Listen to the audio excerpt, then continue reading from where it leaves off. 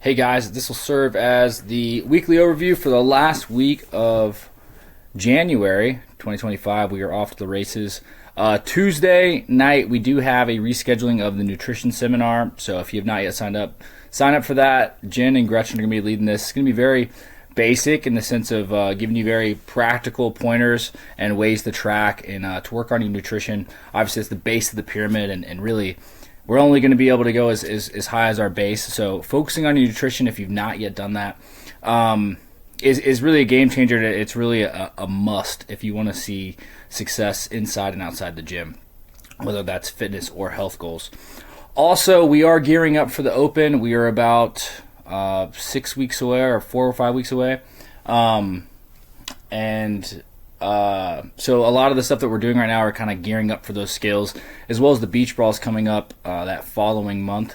So a lot of the stuff we're going to be doing in this block is going to be getting us ready for this. Try to make these videos a little bit more consistent now that we're into this new year and we're off to the races. So Monday, we have a power clean from a pause at the knee plus a power clean. Again, working on that really strong position off the floor, getting a strong pause at the knee with the shins vertical, hitting that power clean, and then taking it back down to the floor and then hitting another power clean.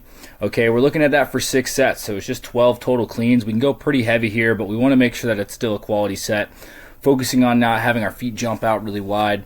All right, trying to think about a good receiving position, and we're just putting on the brakes as we go up, hit extension. We're putting on the brakes as we go to catch that bar or receive the bar. After that, for time, again, this is kind of something kind of geared up towards beach brawl if you guys are signed up for that. And it just gives us kind of a landmark for something to work for. But today is a buy-in of 50 and 40 cal on the row, and then 2 rounds of 25 deadlifts, 25 toes to bar, and then the buyout is going to be 50 and 40 again. So you go row, deadlift, toe to bar, deadlift, toe to bar, and then row again. For the fitness, we've already hit the barbell today, and if you want to do a light barbell for the deadlift, that's fine.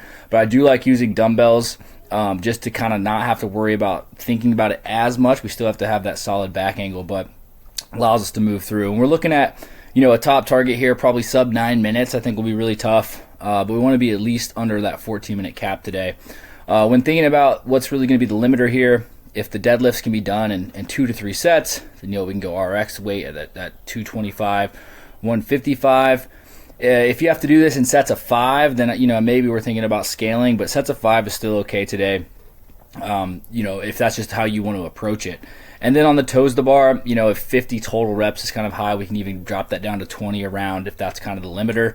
And just kind of calculating how much volume we did today, and then looking at the next time we have toe to bar, trying to hit the same volume for several workouts, and then increasing it over time.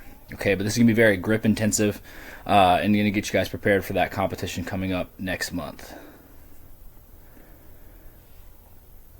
All right, on Tuesday, we have bench press on the 3.5 minutes for 4 sets. We're going to be building to a tough set of 6, and we should be around 70%. If you guys have been logging your bench press workouts, you'll kind of know roughly where you're at. We're not doing any kind of tempo, but we do want to be under control here and make sure all these are really good working sets here.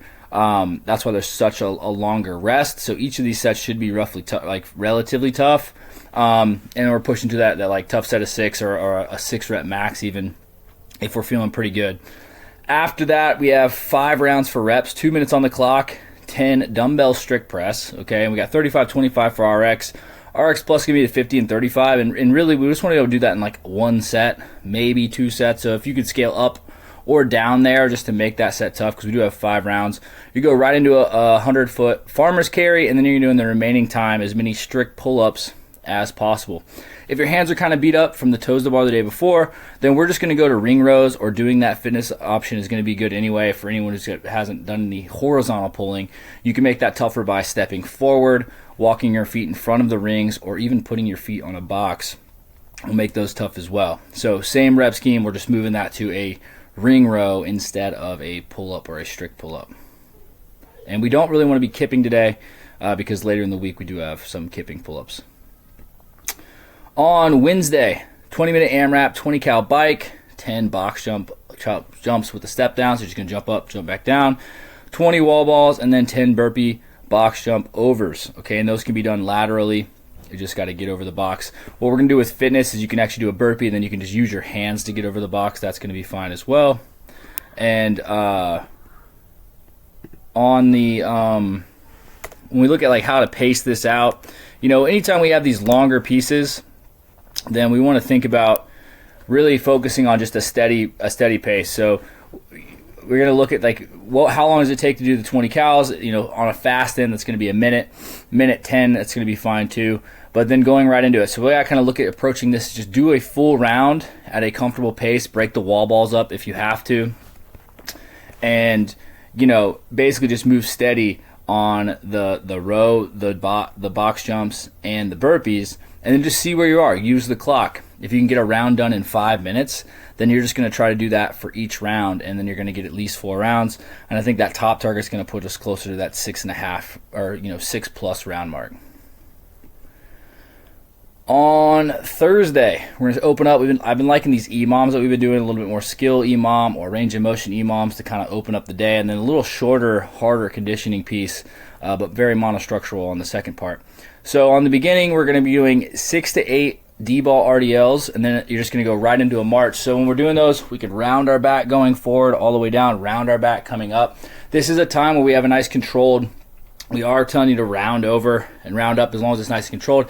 If you've had issues with that, though, we can do this with a dumbbell, a light, or even dumbbells, or even light barbell, and it's called like a Jefferson curl. But that's essentially what we're doing, and then we're going right into that march, holding it up nice and high, bringing the knees up high in place for the remaining minute. We'll rest the second minute, and on the third minute, you're going to do a 15-second bike sprint, okay? And if you have trouble really getting up to pace or like really pushing that bike, just start a little early, give yourself like a 5-second roll into the minute, and then start hammering it for 15 seconds. After that, 12 minutes on the clock, we have a 2K bike erg, 1K ski, and then as much as row for distance after that. You're going to get anywhere from 3 to 5 minutes on the rower, so that's kind of what we're looking at today. Again, just pushing the pace as best you can and recording your row distance. On Friday, we are going to open up with times 2 on the 90 seconds for 8 minutes, or for 8 sets. I said 8 minutes. It's going to be about 12 minutes. And that's going to be anywhere 75 to 82%. That's basically just heavier than what we did last time. We're just trying to add weight from last time. If you didn't do it, this is going to be a little tougher, so this is a tougher weight. But it should be totally doable. We should still have high quality reps, good range of motion inside that. And that's what we're going to be doing today. Really, again, nice controlled eccentric, drive hard, standing up as fast as we can. That's how we're going to start building speed and explosiveness out of the squat. And then after that, we have more of an open style workout where it's an 8-minute AMRAP. 50-foot walking dumbbell front rack lunges, just holding the dumbbells in the front rack. And then we've got 10, 12, 14, 16, and so on, 18 of chest to bar pull-ups, okay? Well, actually, we're going to go pull-ups, and then we're going to go RX plus will actually be chest to bar.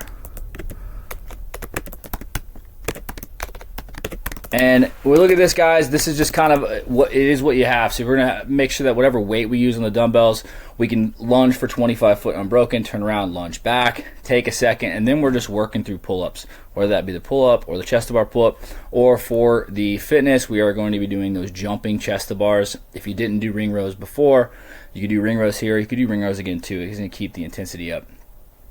And then on Saturday, we are closed for the level 1 seminar.